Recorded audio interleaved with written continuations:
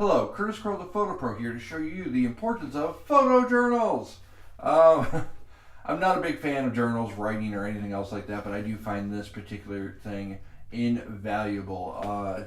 I do like aesthetics, so I do get one that's leatherback with a magnetic doohickey here, and that I can keep my pen locked in here at all times, so that way I never lose the pen. And it's a very nice pen, but so it's, you know, I don't recommend necessarily just a pad of paper, but if it works for you, it works for you.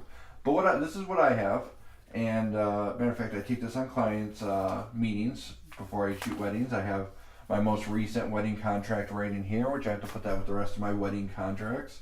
And then I just put in information about weddings I shoot. I put in information about the settings I use, the different experiences I had during the wedding, just so that way as I review them, I can look at the pros and cons to every wedding I shot, so that way I can improve on myself. And that's the key thing of any business owner, is you always want to proceed every service you provide better than your last. So this helps you find your trouble spots. This has everything from the lighting in the ceremony and what settings I had to use, to my experience at the reception, to editing. I even have my editing information in here. I put everything. I use about 6 to 8 pages, sometimes 10, for every wedding I do, and I write down every thought, everything that I have from that wedding, so that way I could look over it as time goes on between weddings or right before another wedding, so that way I can make sure that I optimize my performance as a photographer and focus on what needs to be done, essentially.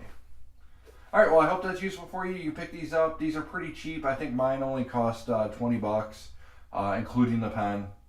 You can find these on sale all the time, especially if it's like school's about to start. The sales on these right after school savings, or starting school savings, they're always super cheap. Go to Renaissance Festival. You can always get a nice leatherback also. I got this one at Meijer. Most people don't know what Meijer is. It's like Walmart, but it's small business. And they're only in like Michigan, Ohio, Wisconsin, stuff like that. So I hope this was useful to you. I think that everyone should study their performance and study their interactions with their clients, because sometimes we forget as time goes on some of the troubles that we had at the beginning. And this is a great way to remind yourself and to keep yourself from falling back into old ruts.